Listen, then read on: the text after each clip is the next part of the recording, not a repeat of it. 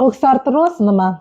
Ko'ksartiroz bu suyaklarni yemirilish kasalligi bo'lib, hozirgi kunda juda ko'pchilik, hatto yoshlarda ham uchrayapti. O'zi aslida bu kasallik bilan 50-60 yoshdan keyin odamlar kasallanishi kerak bo'lgan.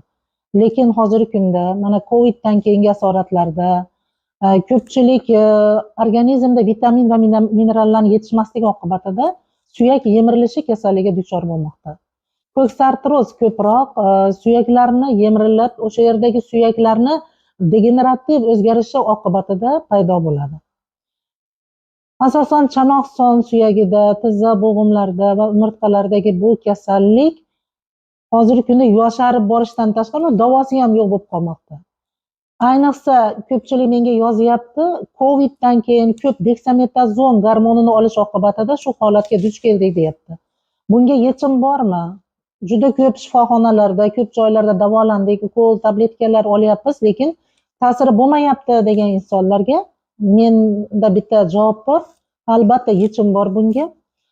Men bir bemorga shunaqa 4 oy davomida bu mahsulotlarni kolleksiyasini tuzib berdim, programma qilib.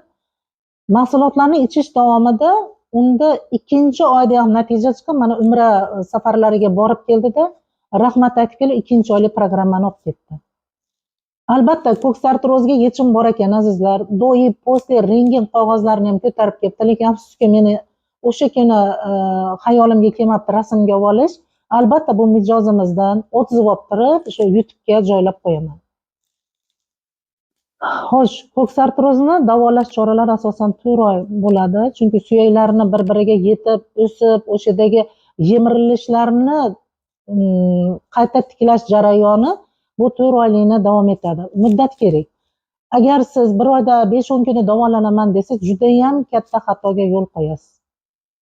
Chunki suyaklar poylar o'zini joyiga kelguncha muddat o'tadi. Bunga sabr qilish kerak. Bunga men yechimni aytmoqchi edim.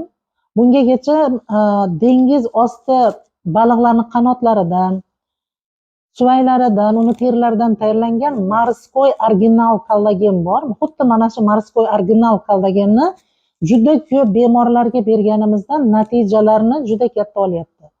Chunki u suyaklarni qayta tiklab beradi, ya'ni suyaklardagi kemiklar holatigacha yaxshilab beradi. Bo'g'imlarning orasidagi paylar, muskullar qavatini ham qayta tiklashda juda katta yordam beradi. Shuning uchun bu programmani men sizlarga bir qator ta'riflab beray. Kollagen bu ipsimon oqsil. Bu tanamizni qayerdadir o'sha kollagen qatlami yemirilayotgan bo'lsa, demak o'sha yerda yirtiq paydo bo'ladi, teshik paydo bo'ladi va o'sha joyda yemirilish ketishni boshlaydi. Misol uchun yuzda kollagen qatlami kamaysa, terilar osilishni boshlaydi, ajinlar tushishni boshlaydi, so'lg'inlik boshlanadi. Agar u sizni ko'z to'r pardalarida kamaygan bo'lsa, zreniya pasayib ketadi. Agar sizni tizza bo'g'imlar, umurtqalarda yoki chanoq son suyaklarda kollagen qatlami yemirilgan bo'lsa, o'sha ipsimon oqsil kamaygan bo'lsa, oziqlanish kamayadi, demak yemirilish ketadi.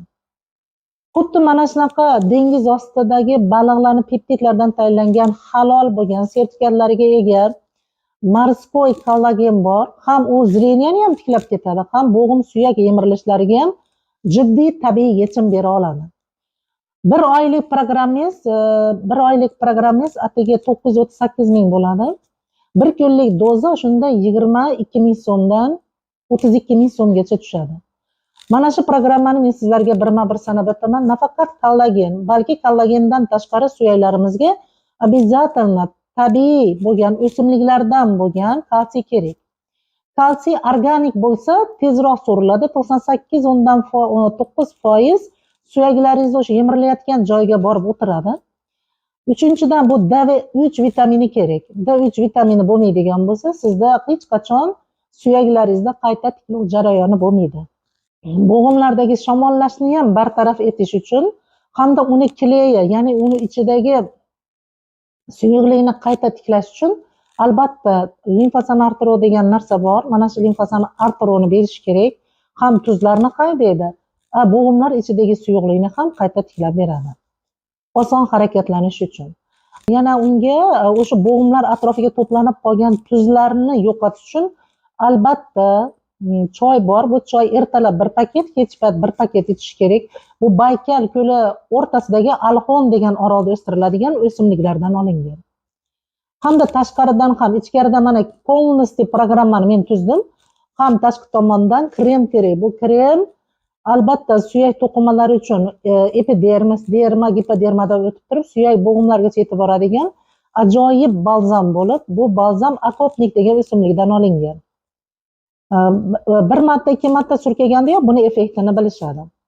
Lekin bo'g'imlarni men qayta aytyapman, hech qachon bular sehrli tabletka yoki sehrli narsa emas. Ularni qachonki ichingizdan ichib, suyak bo'g'imlarga yetib borib, ular qayta tiklanib, yemirilishlarni qayta tiklagandan keyingina sizda ko'ksartroz batamom tark etishi mumkin sizni. Bundan batamom qutulishingiz mumkin. Buning uchun albatta muddat kerak. 4 oyda suyak o'zini holatini tiklaydi.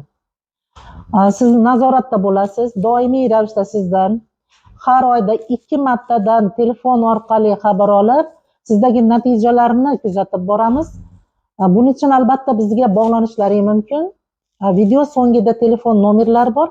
Telefon qilib batafsil bo'g'im og'riqlaridan yoki ko'ksartrozdan qutulish programmalarini mutaxassislarimizdan so'rashingiz mumkin. Albatta bu mahsulotlar men sizga aytib o'tganimdek kalsiy, kollagen, mana vitamin D3, limfosani arttirish,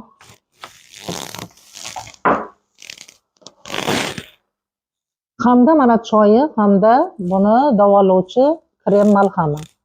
Xuddi mana shu narsa 1, 2, 3, 4, 5 xil narsa atigi dastavka, pastavka hamma yo'g'i ichida 938 mingni tashkil qiladi. Savollar bo'lsa, men hali aytib o'tganimdek, video so'ngidagi raqamlarga telefon qilib mutaxassislardan maslahat olishingiz mumkin. Omon bo'linglar azizlar. Hech qachon ko'ksartroz bilan kasallanmang.